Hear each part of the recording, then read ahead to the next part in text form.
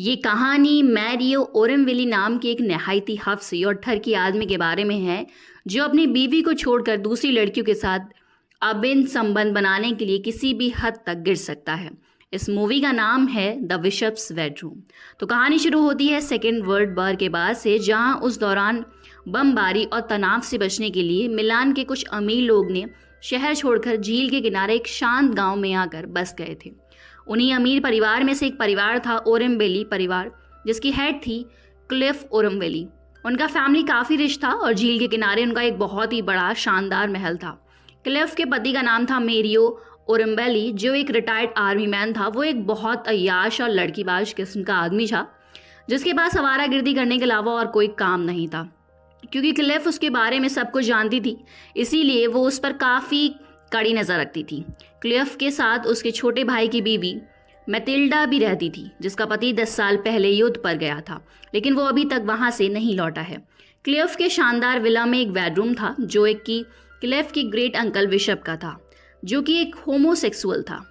वो अपने प्रेमी से मिलने के बहाने अपने पूर्वजों के इस गांव में आया करते थे, लेकिन यहाँ पर झील में डूबने के कारण उनकी मौत हो गई थी और गांव वालों के मुताबिक उनके होमोसेक्सुअल होने का राज उनके घर वालों को पता चल गया था, इसीलिए उन्होंने उनको पानी में डुबाकर मार डाला। क्योंकि इस बात को 50 साल बीत चुके हैं, इसीलिए इस बात का कोई सबूत नहीं था कि उनकी हत्या हुई थी। मैरियो अपने आर्मी रिटायरमेंट के बाद काफ़ी बोर हो रहा था, तो अपनी पत्नी क्लिफ के पैसे पर ऐश करता है। वो अब भी अपनी पहले वाली ज़िंदगी जैसी एक रंगीन ज़िंदगी जीना चाहता है, जब उसके कई लड़कियों के साथ संबंध हुआ करते थे। आगे हमें पता चलता है कि मैरियो अपनी सिस्टर इन लॉ मैटिल्डा को मन ही मन पसंद करता है और उसके साथ अवैध संबंध बनाने के लिए कुछ भी कर सकता है, लेकिन अपनी पत्नी के डर के कारण वो ऐसा नहीं कर सकता। दरअसल मैरियो पैसों के लिए अपनी बीवी क्लिफ पर निर्भर है, इसीलिए क्लिफ उसे दबा कर रखती है और उसके सामने वो एक भीगी बिल्ली है। एक दिन मैरियो की मुलाकात मार्को नाम के एक आदमी से होती है, जो कि लगभग मैटिल्डा की उम्र का होगा। दरअसल मार्को भी मैरियो की तरह एक आवारा था। अपने बोट में झील में इधर उधर घूमने और अपने दोस्तों के साथ मस्ती करने के अलावा उसका कोई भी खास काम नहीं था। वो इसी बोट पर ही रहता था, क्योंकि मार्को और मैरियो की नेचर एकदम सेम थी। इसीलिए उन दोनों की अच्छी दोस्ती हो जाती है, जिसके बाद मैरियो मार्को को अपने घर डिनर करने के लिए इनवाइट करता है, जिस पर मार्को तुरंत मान जाता है। डिनर टेबल पर मैरियो, मार्को, मैटिल्डा और क्लिफ बैठकर डिनर कर रहे होते हैं। मार्को को ये समझने में बिल्कुल भी देर नहीं लगती कि घर में मैरियो की कोई औकात नहीं है और यहाँ पर सिर्फ उसकी बीवी क्लिफ की चलती है। इसके बाद डिनर टेबल पर मैटिल्डा के पति के एंग्लो के बारे में बातें होती हैं, जो कि 10 साल पहले से लड़ाई से नहीं लौटा है। मैटिल्डा से उसकी शादी 10 साल पहले ही हुई थी, जब मैटिल्डा सिर्फ 16 साल की थी। शादी के तुरंत बाद ही एंजेलो की लड़ाई पर जाना पड़ा। शादीशुदा होते हुए भी वो एक कुंवारी लड़की है, इसीलिए क्लिफ मैटिल्डा पर काफ़ी कड़ी निगरानी रखती है और उसे एक पंछी की तरह पिंजरे में कैद करके रखती है। मैटिल्डा की ये हालात मार्को से देखी नहीं जा रही थी और वो मैटिल्डा को यहाँ से भगाकर कहीं दूर ले जाना चाहता था, जहाँ पर वो उसे खूब सारा प्यार दे सके। मैटिल्डा एक खूबसूरत लड़की थी और पहली नज़र में ही मार्को उसके प्रति आकर्षित हो गया था। डिनर के बाद मैरियो मार्को को वहीं पर रात गुजारने के लिए रिक्वेस्ट करता है और वहीं कमरा लगवाता है जिसमें क्लिफ के अंकल बिशप रहा करते थे। उस कमरे से मार्को को मैटिल्डा का कमरा साफ नजर आ रहा होता है, जहां रात को मैटिल्डा को मास्टरबेट करते हुए देखकर उसके प्रति उसकी चाहत और भी बढ़ जाती है। लेकिन अगली सुबह उसे ना चाहते हुए भी यहाँ से जाना पड़ता है। मार्को अपने बोट से वहां से निकल रहा होता है, तब मैरियो उसके साथ झील घूमने का बात करता है, इसीलिए मार्को उसको अपने साथ बोट में ले जाने के लिए राजी हो जाता है। दोनों झील में काफ़ी देर घूमने के बाद मार्को मैरियो को अपनी गर्लफ्रेंड के घर ले जाता है, जहाँ पर उसकी एक सहेली भी होती है, जिस पर मैरियो कई बार अपनी किस्मत आजमाता है। जिसके बाद वो सब बोट में नंगा पुंगा होके खूब एंजॉय करते हैं। सेना छोड़ने के इतने सालों के बाद मैरियो की लाइफ में ऐसा एडवेंचर पहली बार आया था और वो अपने पुराने दिनों को याद करते हुए इमोशनल हो जाता है। एक शाम मार्को कुछ सामान लेने के लिए शहर जाता है और अगली सुबह आकर देखता है कि मैरियो उसकी ही गर्लफ्रेंड के साथ एक ही बेड पर लेटा है। और पूछने पर मार्को की गर्लफ्रेंड बोलती है कि कल रात को मैरियो अकेले नहीं सो पा रहा था, क्योंकि उसको काफ़ी डरावने सपने आ रहे थे, इसीलिए उसने मैरियो को अपने साथ सोने दिया। यहाँ मार्को क्लियरली समझ जाता है कि मैरियो कितना चालाक और ठरकी आदमी है, जो अपने शरीर की भूख मिटाने के लिए किसी की भी पीठ पर छुरा भोग सकता है, चाहे वो उसका दोस्त ही क्यों ना हो। लेकिन इस बात का मार्को पर ज़्यादा प्रभाव नहीं पड़ता, क्योंकि वो भी अपनी गर्लफ्रेंड के प्रति सीरियस नहीं था। मैरियो मार्को के साथ कुछ दिन बोट पर बिताने के बाद अपने विला वापस आता है। वो अपनी पत्नी क्लेव को बिना बताए ही मार्को के साथ झील घूमने गया था और वापस आके वो अपने पत्नी का सामना नहीं करना चाहता था। लेकिन वो विला से कुछ दूर बिनोकुलर से देखता है कि विला में क्लेव का कजिन अपनी 2 जवान बेटी के साथ आया हुआ है। मीरियो को अपने ठरक साधने के लिए जैसे मानो 2 और शिकार मिल गए थे, इसीलिए वो बिना देरी करे सीधा घर वापस लौटता है। वहां पर मीरियो क्लेव की कजिन को दोनों बेटियों को बोट दिखाने के बहाने बाहर ले जाता है, जहां पर वो उन दोनों के साथ अपना ठरकी हरकत करना शुरू कर देता है। लेकिन तभी अचानक वहां उनके पिता आ जाते हैं और मीरियो की हरकत देख लेते हैं। अपनी बेटियों के साथ ऐसा होते देख क्लेव का कजिन मीरियो को काफी गालियां देते हैं और अपनी दोनों बेटियों को लेकर वहां से चले जाते हैं। उसी टाइम मार्को भी वहां पर मौजूद था और मीरियो को ये सब घटिया हरकत करते हुए देख रहा था। तभी उनकी घर की माली मार्को को बताता है कि मीरियो बहुत ही ज्यादा गिरा हुआ और 1 नंबर का ठगी आदमी है, जो कि कभी कभी उसकी भी बेटी के साथ गलत हरकत करने की कोशिश करता है। लेकिन वो मीरियो को धमकी देता है कि अगर उसने कभी भी उसकी बेटी पर बुरी नजर डाली तो वो उसी पेड़ काटने वाली कैंची से उसकी गोटियां काट देगा। वो भी मार्को के सामने मैरियो के काफी टॉन्ट मारता है, जो कि मारियो की पत्नी क्लेव भी सुन रही थी। लेकिन वो माली को बिल्कुल भी नहीं रोकती, क्योंकि वो अपने पति की हरकत से अच्छी तरह से वाकिफ थी। यहाँ हम व्यूअर्स जान पाते हैं कि मेरियो को घर में किस नज़र से देखा जाता है, जहाँ उसके पति के साथ घर का माली भी उसकी इज्जत नहीं करते थे।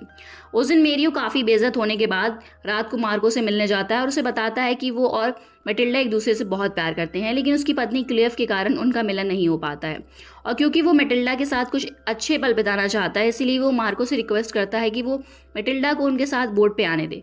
और मार्को को भी अपनी गर्लफ्रेंड को बोट पे बुलाने के लिए फोर्स करता है, क्योंकि उसके आने से मैटिल्डा को कंपनी मिल जाएगी। दोस्तों, मैरियो ऐसा इसीलिए करता है क्योंकि उसे पता था कि मैटिल्डा धीरे धीरे मार्को को पसंद करने लगी है। इसीलिए वो उनकी प्यार की झूठी कहानी मार्को को सुनाता है, ताकि उनके बीच कुछ शुरू होने से पहले सब खत्म हो जाए। वो मार्को को अपनी गर्लफ्रेंड को साथ लाने के लिए इसीलिए कहता है ताकि वो मैटिल्डा को दिखाना चाहता है कि मार्को की पहले से एक गर्लफ्रेंड है। इधर मैटिल्डा के 10 साल से लापता पति का ऑफिशियल मृत घोषित कर दिया जाता है। अगले दिन हम मारियो, मैटिल्डा, मार्को और उसकी गर्लफ्रेंड को बोट पर देखते हैं, जहाँ मारियो मैटिल्डा के साथ काफ़ी मस्ती करता है। लेकिन हम मार्को और मैटिल्डा के बीच आंखों ही आंखों में एक दूसरे के लिए प्यार भी देखते हैं और बीच बीच में मौका मिलने पर दोनों मेकआउट भी करते हैं। इसके बाद मैरियो, मैटिल्डा और अपने लिए एक होटल में अलग अलग रूम बुक करते हैं, लेकिन असल में वो उस रात मैटिल्डा के कमरे में ही बिताना चाहता था।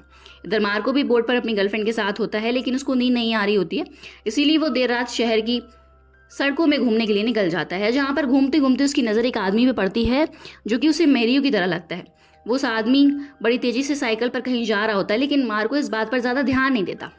अगले दिन एक रेस्टोरेंट में जब खाना खा रहे होते हैं, तभी एक पुलिस ऑफिसर आकर मैरियो को एक बुरी खबर देते हैं कि उसकी पत्नी क्लेव की झील में डूबने के कारण मौत हो गई है। लेकिन दोस्तों, उन्हें देख के ऐसा प्रतीत हो रहा था उन्हें क्लेव की मरने की बिल्कुल भी दुख नहीं है। पुलिस काफ़ी ज़ोर शोर से क्लेव की केस की छानबीन में लग जाती है। तभी उनके हाथ एक लेटर लगता है, जो कि मारियो ने खुद अपनी पत्नी के लिए लिखा था, जिसमें मैरियो ने मैटिल्डा से अपने प्यार का जिक्र किया था और शायद इसी बात से डिप्रेस होकर क्लेव ने सुसाइड कर लिया और पुलिस ये केस को एक सुसाइड घोषित करके बंद कर देती है। इसके कुछ दिन बाद मैरियो मैटिल्डा से शादी कर लेता है और इस तरह से 3 महीने बीत जाते हैं।